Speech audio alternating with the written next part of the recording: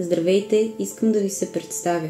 Аз съм маг Виктория и работя от дълги години с хора, които имат нужда от помощ, които имат проблеми в семейните огнища, които са пред раздяла, които имат проблеми в работата, които също така имат и заключен късмет.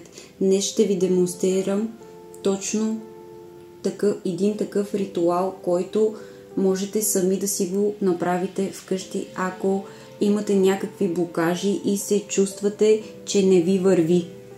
Тук ще ви демонстрирам как можете сами да си отключите късмета. Взимате един катинар. С този катинар, стар или нов, няма значение. Ето го катинара.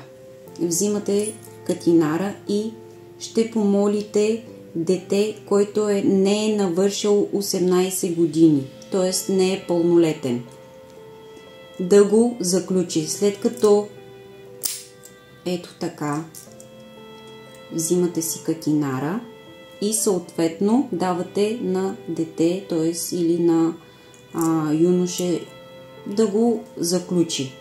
След като го заключи детето, вие го слагате под вашата възглавница. На утрешния ден, т.е. в четвъртък, трябва да го направите това. В петък сутринта се събуждате и вземате катинара с вас. Отивате в църква. И след като излезе първият човек от църквата, го помолвате да ви отключи катинарчето. С този катинар се прибирате у вас. Поставяте катинара близо до входната врата.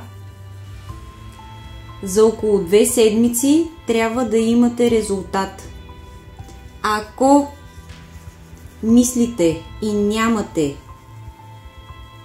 промяна, ми се обадете. Това може и да е направена магия. Но първо трябва да се провери. Ако не можете да се справите сами, ми се обадете, мога да ви помогна.